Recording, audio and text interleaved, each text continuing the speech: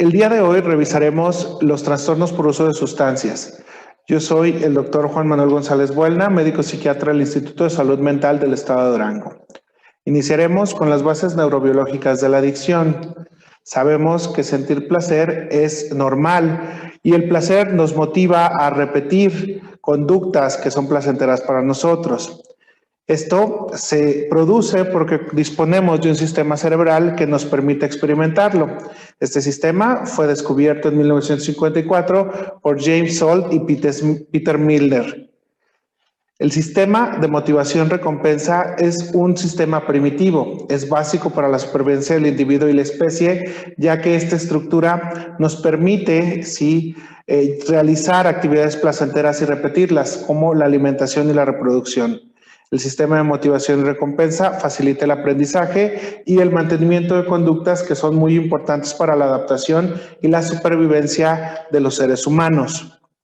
Está constituido por neuronas dopaminérgicas que se agrupan en un lugar llamado área tegmental ventral. Esta área tegmental ventral se proyecta hacia el núcleo accumbens y la amígdala por la vía mesolímbica y a la corteza prefrontal mediante la vía mesocortical. Todo esto permite la modulación de la amígdala, de la corteza cerebral, del hipocampo e el hipotálamo, que son estructuras muy importantes para nuestra conducta y para nuestra afectividad. El área tegmental ventral se activa con los estímulos gratificantes y al activarse libera dopamina en el núcleo accumbens activándolo. Esto nos permite motivarnos, planificar y llevar a cabo acciones dirigidas a un fin. Mientras que la amígdala es una estructura que puede llegar a inhibir estas acciones mediante la memoria emocional o la presencia de ansiedad.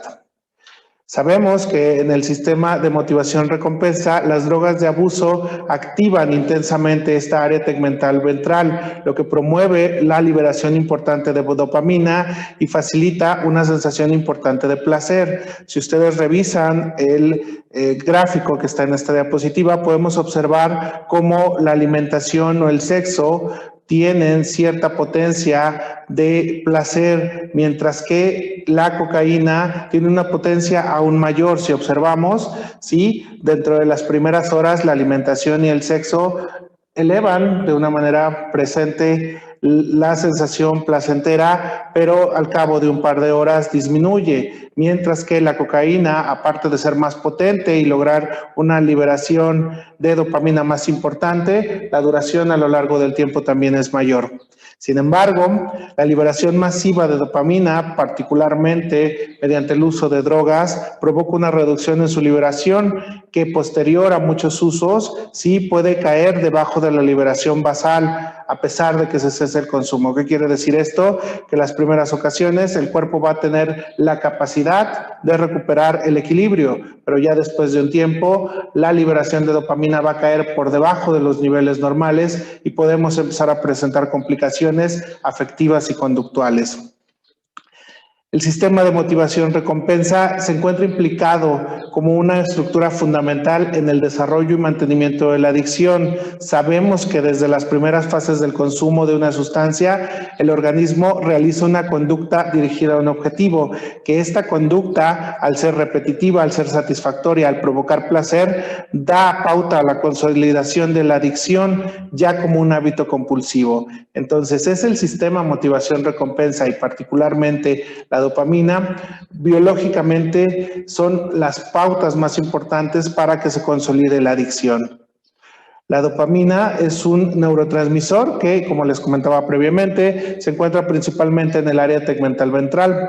Influye en el comportamiento, la cognición, la actividad motora, la motivación, y esto es muy importante, y la recompensa, el sueño, el humor, la atención y el aprendizaje. La dopamina es el principal neurotransmisor que se encuentra relacionado con la consolidación de las conductas adictivas. La dopamina, al regular la motivación y el deseo, hace que repitamos conductas que nos proporcionan beneficios o placer. se libera con estímulos agradables, pero también con estímulos desagradables, lo que hace que o nos aproximemos a estímulos que nos dan algo de placer o que evitemos aquellos estímulos que pueden ser desagradables. Entonces, la dopamina, al ser liberada en una cantidad importante durante el consumo de sustancias de abuso, provoca que el cuerpo busque estos estímulos, busque este placer y, como les decía previamente en las diapositivas, se consolide el proceso de la adicción. En situaciones placenteras, la dopamina va a estimular al individuo a ir en busca de aquello que le ha proporcionado estas sensaciones. Y la cuestión más importante es que la dopamina también regula el aprendizaje y de manera secundaria la conducta. Entonces, la dopamina está íntimamente relacionada con la adicción, ya que no solo produce placer, nos hace que busque aparte la conducta adictiva, nos hace que el aprendizaje respecto a que el consumir sustancias es muy placentero y nos modifica la conducta de que de manera compulsiva busquemos esta adicción. Entonces, el sistema de motivación, recompensa y la dopamina son importantísimos en la neurobiología de la adicción y en algo que muchos expertos conocen como el ciclo de la adicción, donde vamos a tener un agente adictivo que va a dar un reforzamiento positivo a través de la euforia al activar las vías de recompensa. Esto, a su vez, va a dar lugar a la adaptación neurológica, ¿sí?, que se manifiesta como abstinencia y tolerancia. Debemos recordar que la tolerancia es el proceso por el cual el organismo se adapta a la sustancia y se requieren dosis más altas para lograr los efectos previamente obtenidos, y la abstinencia, que es el proceso que se presenta inmediatamente después del cese del consumo de una sustancia y que se manifiesta mediante síndromes diversos acorde a la sustancia que se dejó de consumir. Esto nos va a llevar a una disregulación donde el cuerpo va a buscar nuevamente el placer y en un momento dado, a través de diversos estímulos relacionados con las drogas, el estrés, el deseo de consumir, la ansiedad por consumir, se activará el sistema límbico y nos llevará a un proceso de apetencia, donde el reforzamiento negativo a través de la búsqueda de evitar el estrés, la búsqueda de evitar el poco placer o la disregulación, ¿sí?, nos va a llevar a la pérdida del control, a la búsqueda de la sustancia, ¿sí?, lo que a su vez va a reforzar el mecanismo de euforia, la búsqueda del placer, nuevamente activación del sistema de motivación-recompensa, y nos va a llevar a cerrar el círculo. En algún momento de este proceso se pierde el control, ¿sí?, se empieza a dejar de ser asertivo y vamos a tener la compulsión por seguir el consumo de las sustancias. Entonces, el ciclo inicia desde la primera vez que las personas utilizan el agente adictivo y conforme se va consolidando y conforme el aumento del consumo va siendo más importante, se aumenta el patrón, la dosis, la frecuencia, esta se va a consolidar hasta llegar a lo que conocemos como una adicción, donde vamos a tener mecanismos de abstinencia, de tolerancia y donde el sistema de motivación-recompensa va a estar buscando compulsivamente que la persona siga consumiendo. Una vez que ya revisamos rápidamente mediante qué mecanismos se da el proceso de adicción, vamos a pasar a lo que es el diagnóstico de los trastornos por uso de sustancias. Existen, sí, varios tipos de trastornos, los vamos a revisar más adelante, pero es importante, antes de pasar a lo que es la parte diagnóstica, sí, cómo vamos a evaluar una persona que llega a nuestro consultorio con un problema de sustancias. Lo primero es importante, tenemos que delimitar el problema, qué tipo de evolución ha tenido y sus características. Hay que identificar comorbilidades médicas y psiquiátricas y explorar las condiciones generales del paciente. Es importante puntualizar algunas cuestiones como el patrón de consumo, el tipo de drogas, la edad de inicio, qué tanto se consume, cuándo fue el último consumo y buscar comorbilidades.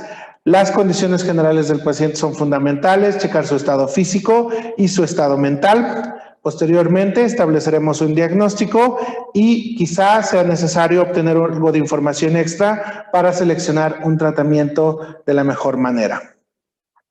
¿Cómo partimos la evaluación de los trastornos por uso de sustancias?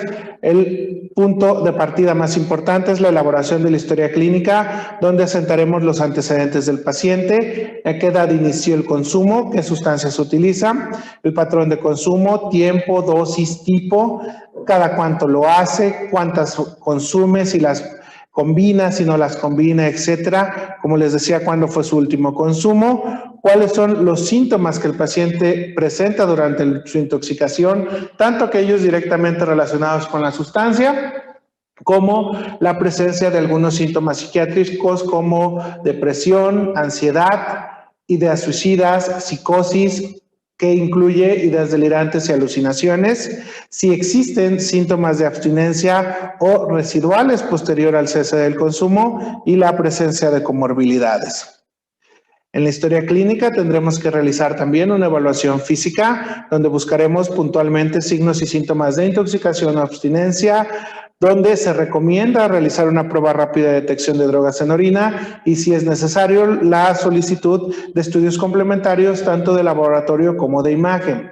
También se recomienda hacer un examen mental, donde evaluaremos el estado de alerta y la orientación, cuál es el contenido del pensamiento en busca de ideas delirantes, la presencia de alteraciones sensoperceptivas de cualquier tipo, ya sean auditivas, visuales, táctiles, olfativas o gustativas, y la capacidad de juicio que presenta el paciente. Debemos recordar que las alteraciones físicas y psiquiátricas que el paciente presenta producto del uso de sustancias pueden ser transitorias y pueden estar exclusivamente durante el periodo de intoxicación o abstinencia. Por lo tanto, no será raro que algunos pacientes tengan síntomas durante la intoxicación y posteriormente estos cedan, o tengan síntomas durante la abstinencia y una vez controlada la abstinencia, los síntomas cedan y ya no se presenten. ¿Cómo vamos a integrar los diagnósticos? Una vez que tenemos la información de la historia clínica y una vez que conocemos la mayor parte de los antecedentes del paciente, vamos a proceder a realizar la elaboración diagnóstica. Los trastornos por consumo de sustancias sí incluyen 10 grupos diferentes, y aquí estaríamos hablando de lo que previamente se llamaba el uso nocivo o perjudicial y de la adicción como tal. Podemos hacer diagnóstico trastorno por consumo de sustancias asociado a alcohol, cafeína, cannabis, alucinógenos, inhalantes, opiáceos, hipnóticos, sedantes y ansiolíticos, estimulantes, tabaco y otras sustancias o sustancias desconocidas. Por otro lado, los trastornos inducidos por sustancias, que incluyen la intoxicación, la abstinencia y otros trastornos mentales inducidos por sustancias, donde particularmente destaca el trastorno o episodio psicótico secundario o inducido por sustancias. El trastorno por consumo de sustancias, ya les decía, incluye el abuso o uso perjudicial y la dependencia. En algunos casos van a existir algunos comportamientos característicos y esto puede desarrollarse de manera accidental. El mejor ejemplo de un trastorno por consumo de sustancias de manera accidental es en aquellos pacientes que se les indican, por ejemplo, benzodiazepinas, donde él o la paciente se le da el medicamento para que duerma mejor, no se le trata el problema de base que causa el insomnio y entonces empieza a consumir frecuentemente la benzodiazepina, desarrolla tolerancia, posteriormente desarrolla abstinencia, por lo que continúa el consumo cada vez a dosis mayores hasta llegar a establecer un patrón de dependencia a la benzodiazepina de manera accidental. Es importante saber que los trastornos por consumo de sustancias, sí, los pacientes van a buscar consumir la sustancia en una cantidad suficiente para tener problemas crónicos o repetidos en sus áreas de la vida, interpersonal y personal, en el empleo. Van a consumir con frecuencia la sustancia en cantidades o periodos superiores al que pretendían, van a perder el control y muchas veces van a intentar sin éxito abandonar o limitar el consumo. Durante todo el proceso de control, de tratar de dejar de consumir, van a presentar lo que en bibliografía estadounidense se conoce como craving, que es la ansiedad por consumir la sustancia, ¿sí? Van a poner en riesgo su salud y su seguridad y la de otras personas, y van a empezar a tener algunas complicaciones fisiológicas como la tolerancia. Sabemos que la tolerancia es que la persona necesita dosis mayores para lograr el efecto que previamente tenía, y lo que es la abstinencia al suspender el consumo de sustancia. Previamente, para hablar de dependencia, necesitábamos la presencia de tolerancia y abstinencia, que estos eran los factores que la diferenciaban del abuso o uso perjudicial. Actualmente el DSM-5 conforma estos dos diagnósticos en uno solo como trastorno por consumo de sustancias, sí, pero como dato cultural, en el DSM-4 la dependencia requería tolerancia y abstinencia, mientras que el abuso o uso nocivo carecía de estas características. Actualmente, comento, los conjuntaron, pero es importante considerar que cuando una persona tiene dependencia, presenta, sí, como tal, tolerancia y abstinencia. Respecto a los trastornos inducidos por sustancias, tenemos la intoxicación, que es el único diagnóstico que se puede aplicar a un individuo una sola vez. ¿Sí? ¿Qué quiere decir esto? Hay individuos que pueden cursar con el diagnóstico de intoxicación por alguna sustancia y nunca más volver a tenerlo. ¿Por qué? Porque la intoxicación tiene estas características. Todas las drogas, excepto la nicotina, generan un síndrome muy específico de intoxicación, y la intoxicación se define como un síndrome que se presenta poco después de consumir una sustancia que afecta al sistema nervioso central. Cada sustancia tiene síntomas característicos y cambios relevantes, ya sea de la conducta o de la cuestión afectiva, psicológica, y que estos cambios nos producen una mala adaptación al ambiente. Respecto a la intoxicación por sustancias específicas, sabemos que cada sustancia produce síndromes diferentes. Aquí es importante destacar que los estimulantes, que incluyen la cocaína y el cristal, particularmente el cristal es de relevancia porque aquí en Durango es uno de los que más frecuentemente vemos que se consume, tienen características sindrómicas muy similares. Sí, ambos, cocaína y cristal, producen estimulación del sistema nervioso central que se observa clínicamente con taquicardia, dilatación de la pupila, elevación de la tensión arterial, puede haber agitación, dolor torácico, etc. Es importante considerar que clínicamente es muy difícil distinguir la intoxicación por cristal y por cocaína, así es que uno de los puntos más importantes que les recomiendo es la realización de un antidoping en orina, si es posible, o tratar de investigar a través de los familiares o del mismo paciente qué tipo de sustancia se consumió. Respecto a otro tipo de sustancias, aquí en la diapositiva les dejo toda la información. Sabemos que hay algunos que son muy característicos como el alcohol, con el aliento alcohólico, el habla farfullante, la marcha insegura, etcétera, mientras que hay algunos otros que son un poco difíciles de pronto de saber qué tipo de intoxicación se presenta. ¿Cómo podemos saber? En muchos casos el antidoping, la información por familiares, el paciente o terceros pueden ser fundamentales, pero también a veces observando al paciente podemos encontrar por qué tipo de sustancia está intoxicado. Algunos pacientes llevan dentro de sus pertenencias pipas para consumir, por ejemplo, la marihuana, ¿sí? O tienen algunos datos, por ejemplo, de quemaduras, de inyecciones, etcétera. Todo esto nos puede permitir tratar de saber qué tipo de sustancia es la causante de la intoxicación. Respecto a la abstinencia, ¿sí? Este es un síndrome que se presenta después de utilizar una sustancia con intensidad y tiempo prolongado, y el paciente de manera súbita suspende o reduce. Esto es bien importante. No solamente se presenta cuando los pacientes suspenden el consumo, sino también se puede presentar cuando reducen de manera súbita. Si la persona estaba consumiendo 3 litros de alcohol al día y de manera súbita comienza a consumir uno, puede presentar un síndrome de abstinencia. Y esto va a producir un síndrome específico para cada una de las sustancias. Los síntomas se van desarrollando conforme la concentración de la sustancia en el cuerpo disminuye, ¿sí? Y hay algunos síntomas que se comparten entre todos los síndromes de abstinencia.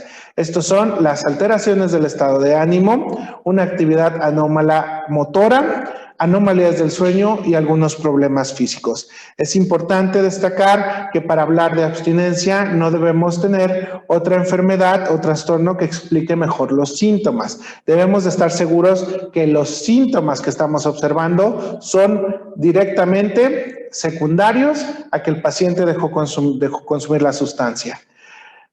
Aquí les dejo nuevamente un extracto de los síndromes específicos que se presentan en la abstinencia a diversas sustancias. Probablemente la abstinencia que más frecuentemente vamos a observar es la de alcohol, en la cual el paciente se va a presentar con hiperactividad del sistema nervioso autónomo, tembloroso, con insomnio, con presencia de náusea o vómito, puede haber alucinaciones o ilusiones, agitación psicomotriz, ansiedad e incluso en algunos casos convulsiones. Los pacientes con convulsiones o con presencia de agitación o alucinaciones son pacientes que se consideran bajo una abstinencia complicada y por lo tanto son pacientes que requieren una intervención intrahospitalaria urgente. Los otros tipos de abstinencia se los dejo en la diapositiva para que ustedes los puedan revisar, pero es importante que tengamos una idea general de que si el paciente llega con síntomas después de que dejó de consumir una sustancia, lo primero que tendríamos que considerar es la posibilidad de una abstinencia al consumo.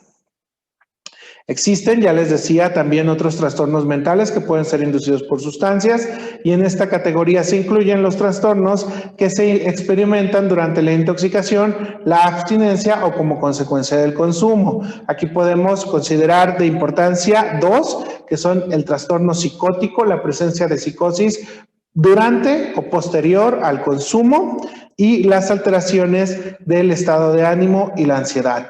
Sabemos que existen trastornos puntuales, la depresión, la ansiedad postconsumo, donde el paciente consume tan intensamente que agota sus reservas de neurotransmisores, ya no regresan a un estado basal y esto favorece la presencia de síntomas ansioso-depresivos, incluso lo suficientemente importantes para considerarse un trastorno de ansiedad o un trastorno depresivo en su totalidad.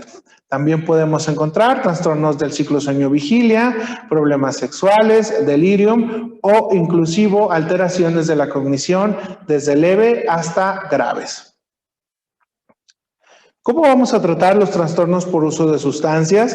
Bueno, el tratamiento se divide en varias fases y sabemos que la adicción es un trastorno neuropsiquiátrico porque da cambios tanto en la fisiología como en la anatomía del cerebro de la persona que se adicta.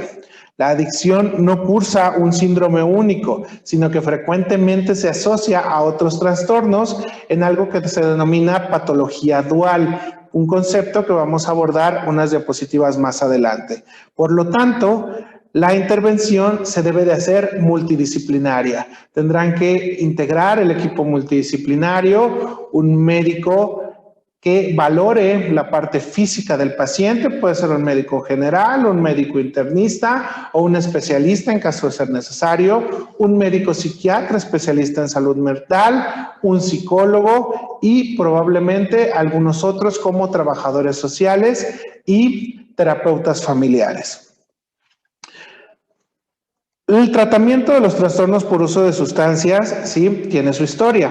Los primeros utilizados para trabajar algún tipo de adicción fueron aquellos encaminados a mejorar la dependencia al alcohol. Posteriormente se empezaron a investigar los tratamientos para la dependencia a opiáceos y al tabaco. Actualmente, sin embargo, no existen fármacos específicos para el tratamiento de muchas de las sustancias de abuso. Solamente alcohol, opiáceos y tabacos tienen un tratamiento específico, hablando de manera farmacológica.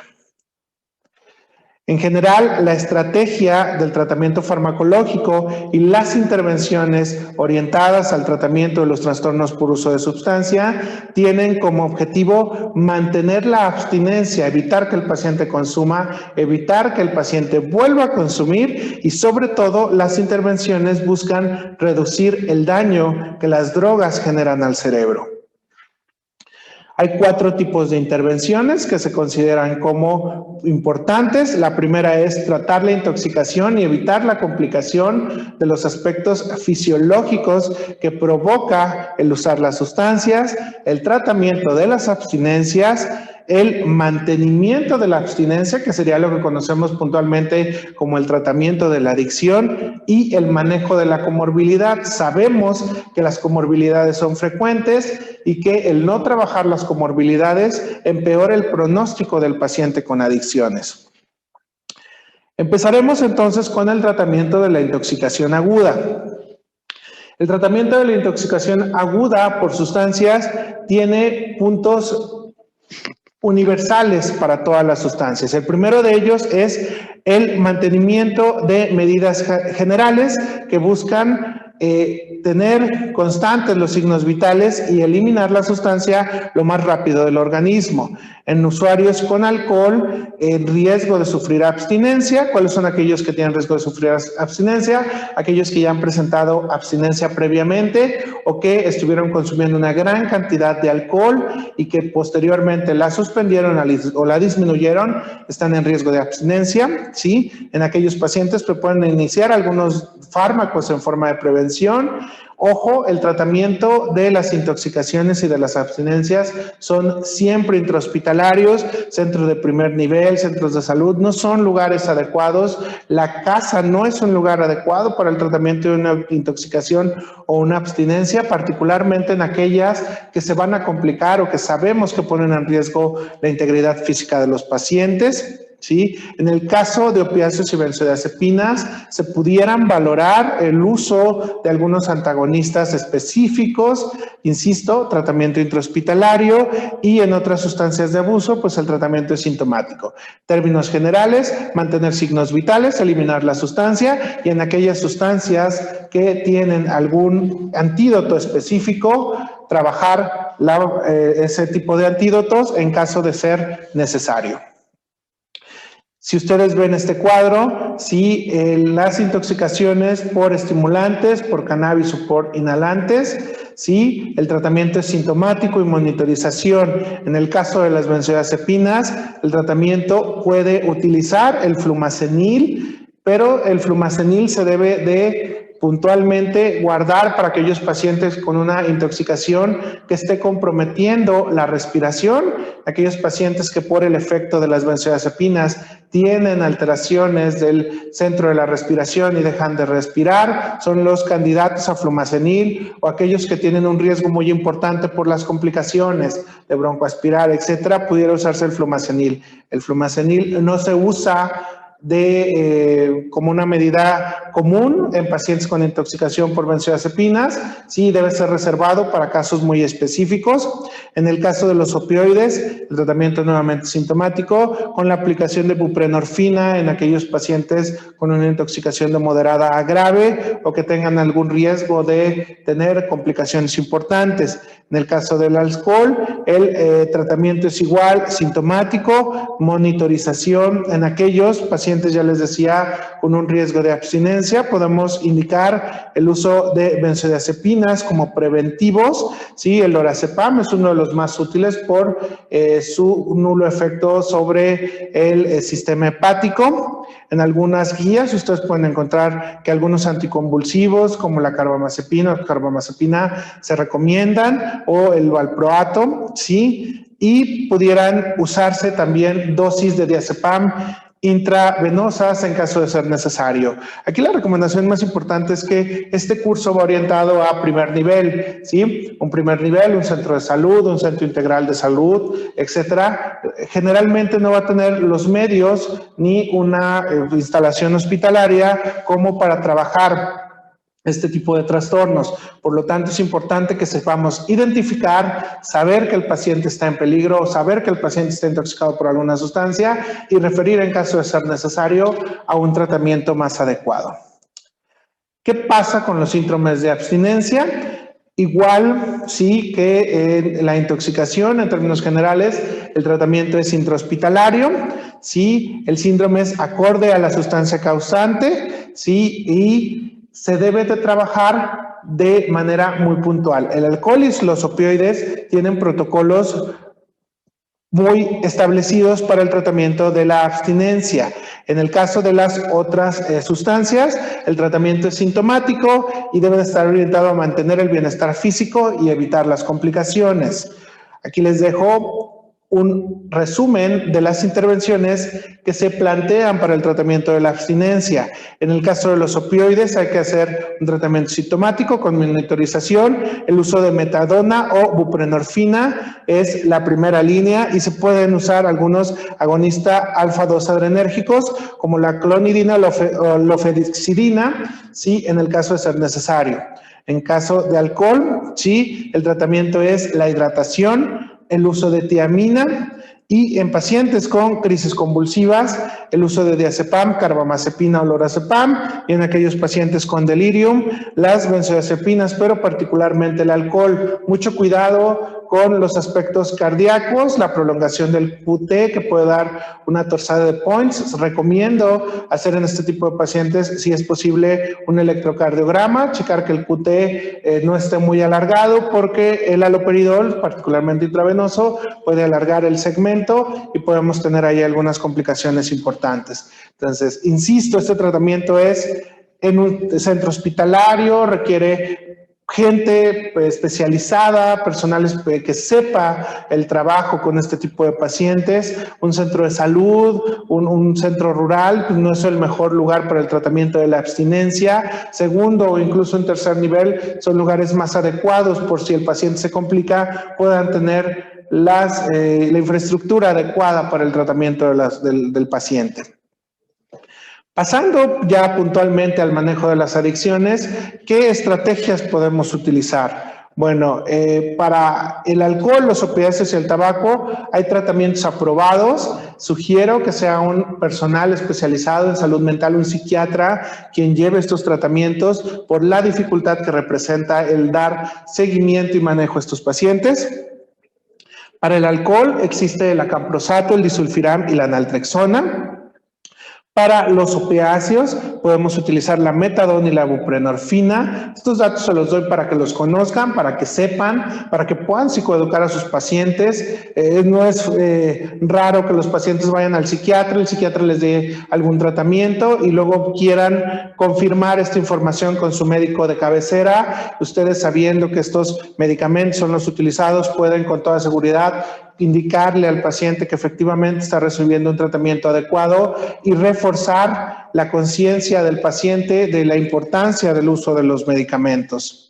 En el caso de tabaco, las terapias de reemplazo de nicotina y algunos fármacos como el bupropión y la vareniclina pueden tener algunas tasas de éxito nada despreciables, más o menos entre el 24 y el 33% para los fármacos y entre el 19 y el 23% para los de nicotina. Sin embargo, si ustedes sacan las cuentas, esto quiere decir que entre 1 y 2 de cada 4 o 5 personas son las que mejoran realmente. Es un trabajo bastante importante, es un trabajo que requiere mucho tiempo, mucha disposición. Sí, algo que debemos evaluar desde las primeras consultas es la presencia del deseo de cambiar del paciente, la conciencia de la enfermedad, que el paciente realmente sepa que tiene un problema con la sustancia y que desee dejar de consumir. Aquellos pacientes que no tienen esta conciencia de la enfermedad, aquellos pacientes que no quieren dejar de consumir o que van forzados,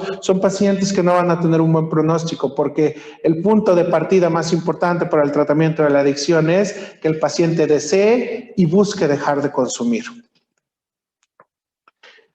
Respecto a la cocaína y a los solventes, al cristal. Se han evaluado muchos tratamientos, muchos medicamentos, ninguno ha sido concluyente, ninguno ha sido puntualmente aceptado. Algunos artículos comentan que los estabilizadores del ánimo como el valproato pueden ser útiles, ¿sí? Y aquí les dejo un resumen de la evidencia que yo he estado revisando, ¿sí? Del Cochrane Database of Systematic Reviews, que es un sistema donde analiza de manera puntual los estudios que se han llevado a cabo en el mundo, hace metaanálisis realmente grandes, importantes, y nos da información respecto a qué puede ser útil para el tratamiento de cierto tipo de adicciones. La realidad es que solamente alcohol, opioides y tabaco tienen tratamientos puntuales, pero nuevamente insisto, deben ser llevados por un especialista.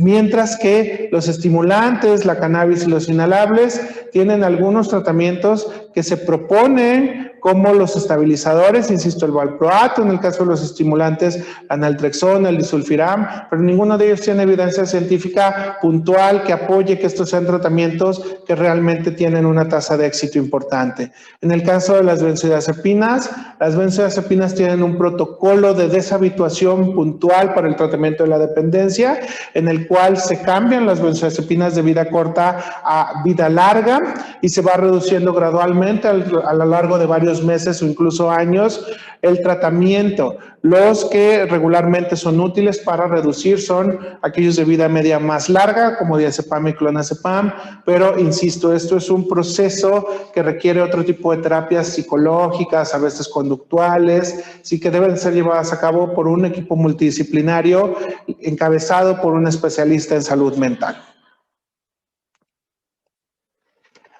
Hay también, sí, algunas intervenciones psicoterapéuticas que pueden ser útiles para la dependencia de sustancias. Hay que quitarnos la idea de que el tratamiento es dar medicación, que el psiquiatra te vea. No, el tratamiento es multidisciplinario, es psiquiatra más, psicoterapeuta más, terapeuta familiar más, intervenciones a veces de tipo residencial, más consejería en adicciones, etc.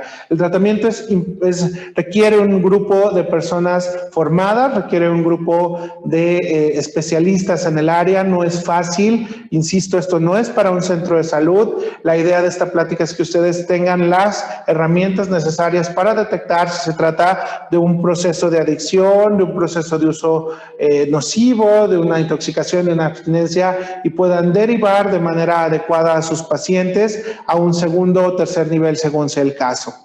En el caso de todas las dependencias, la terapia cognitivo-conductual ha demostrado una utilidad muy importante para el manejo de las adicciones. También se recomiendan las terapias de intervención en crisis, familiar, algunas intervenciones psicosociales o de apoyo social, en el caso de que el paciente sea candidato o que de algunos aspectos sociales, ambientales, familiares del paciente estén favoreciendo el consumo. Pero todo esto se tiene que hacer bajo una supervisión estricta de especialistas en la materia. Como podemos observar, el tratamiento de la dependencia a sustancias requiere manejos multidisciplinarios y especializados en salud mental. Desde el punto de vista de un primer nivel de atención, la referencia a psiquiatría es fundamental, ya que el tratamiento no puede ser brindado en un primer nivel. Primer nivel, ¿qué puede hacer? Dar psicoeducación, reforzar la adherencia al tratamiento y dar seguimiento a que el paciente esté en abstinencia, no esté utilizando sus tratamientos, no se complique físicamente, no deje de comer, etcétera. Pero el psiquiatra es quien debe llevar el tratamiento de la adicción y un primer nivel no puede dar un tratamiento para adicciones. Entonces, sí es importante que entendamos que todo paciente con dependencia debe ser referido de manera puntual a un tratamiento especializado.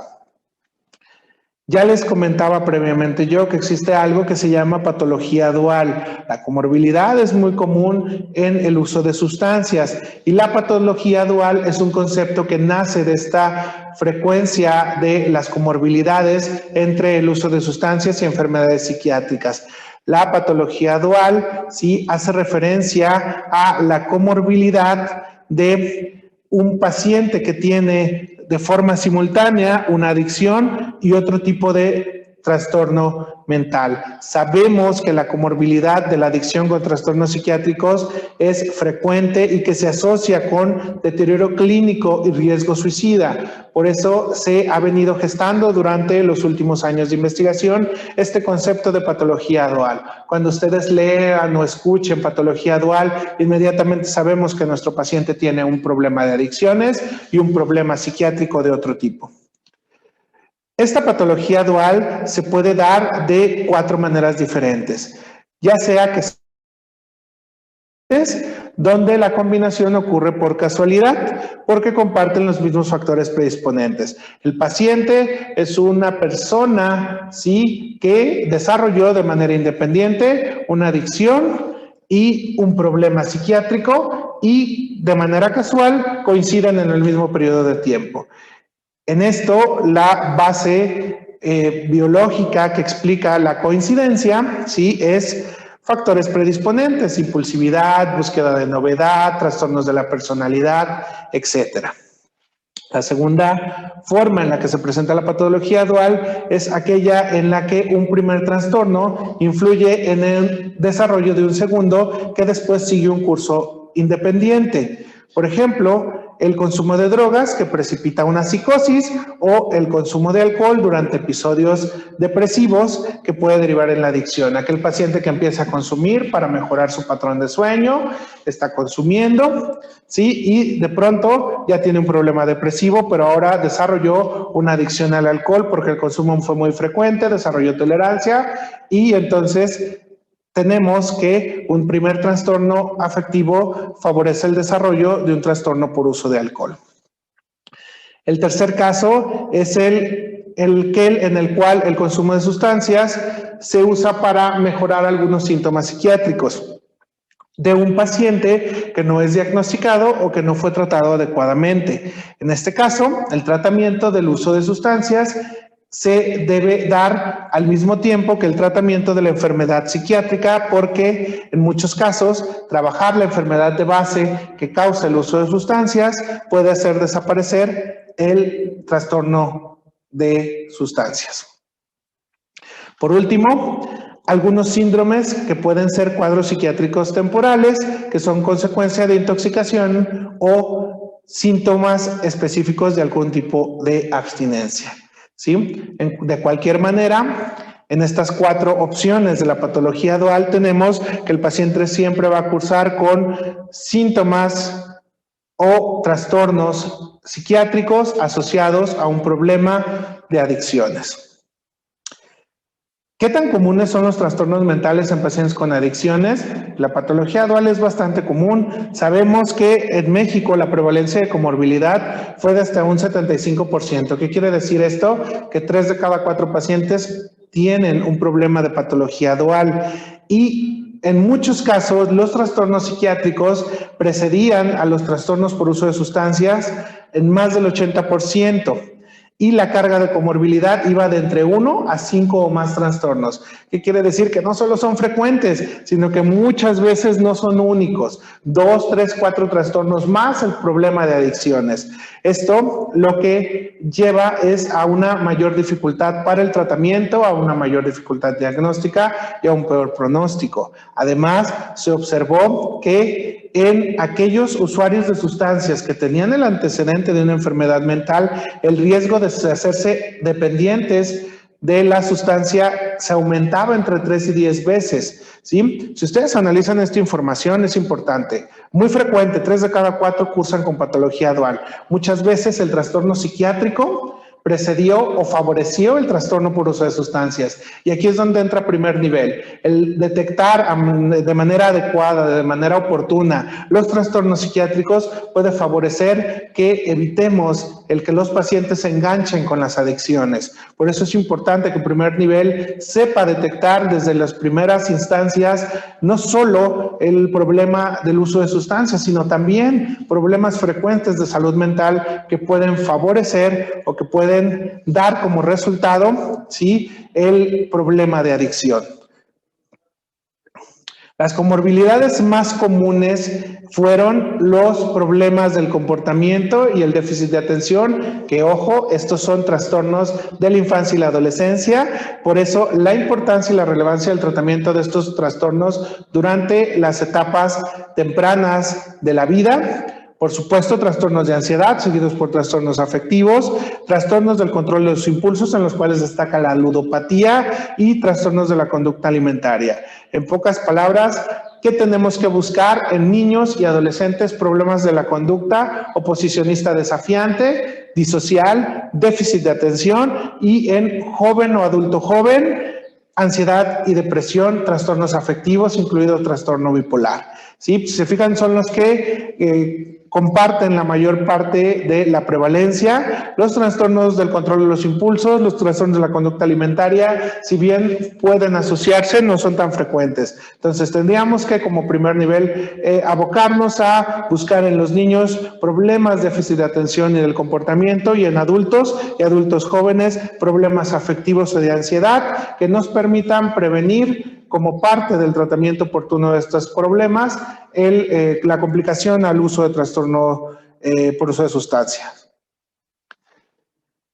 ¿Hay diferencias en el tratamiento de aquellos pacientes con patología dual? Pues la realidad es que el consumo de sustancias sí modifica las manifestaciones clínicas, altera la presentación, altera la evolución, requieren una evaluación un poco más profunda, más adecuada, ¿sí? Ya que un abordaje inadecuado va a agravar al paciente. Y entonces esto nos llevaría a que habría mayor dificultad para el tratamiento de ambas enfermedades mentales. En resumen, si bien la presencia de la patología dual altera la manifestación clínica, la presentación y la evolución, y en muchos casos el pronóstico, la realidad es que el tratamiento no cambia. Hay algunas intervenciones puntuales que se pueden buscar en aquellos pacientes con patología dual, pero en términos generales el tratamiento farmacológico no va a cambiar. Lo primero que debemos de buscar en estos pacientes con comorbilidades de adicción y trastornos psiquiátricos es el control del consumo y la estabilización física, trabajar a intoxicación, trabajar a abstinencia, sí, trabajar al mismo tiempo el control de la patología asociada a fin de favorecer y prolongar la abstinencia, y brindar psicoterapia y psicoeducación. Entonces, las intervenciones puntuales que hacemos en pacientes con problemas psiquiátricos asociados a adicciones es trabajar como tal la abstinencia, el tratamiento de las complicaciones y favorecer el tratamiento de la comorbilidad. El abordaje simultáneo mejora los resultados, mejora la adhesión al tratamiento, suele disminuir el número de internamientos y los problemas asociados, siempre y cuando se trabaje en un equipo multidisciplinario y de una manera apropiada en un lugar especializado. El tratamiento de las comorbilidades es igual a aquellos que no usan sustancias. La depresión se trata igual, la ansiedad se trata igual, el trastorno bipolar, el tratamiento realmente no cambia, pero sí se individualiza en función del paciente y sus necesidades. Por ejemplo, si yo tengo un paciente con problemas de uso de tabaco y ansiedad, a lo mejor puedo optar por usar bupropión como parte de su tratamiento, le va a ayudar para su depresión, ansiedad, pero también le va a ayudar para el tratamiento del uso del tabaco. Entonces, sí podemos tratar de conjuntar los tratamientos, pero en términos generales no están peleados. Yo puedo llevar un tratamiento estándar para el uso de sustancias, asociado a un tratamiento estándar para el trastorno depresivo, el trastorno de ansiedad, tratando de conjuntar algunos aspectos para favorecer el apego del paciente, sí, pero lo más importante es lo que les platicaba en esta diapositiva previa, el buscar la abstinencia, la estabilización física y que el paciente se mantenga en abstinencia son puntos fundamentales para el tratamiento de la patología dual. Con esto terminaríamos la presentación del día de hoy. Agradezco su atención y muchas gracias.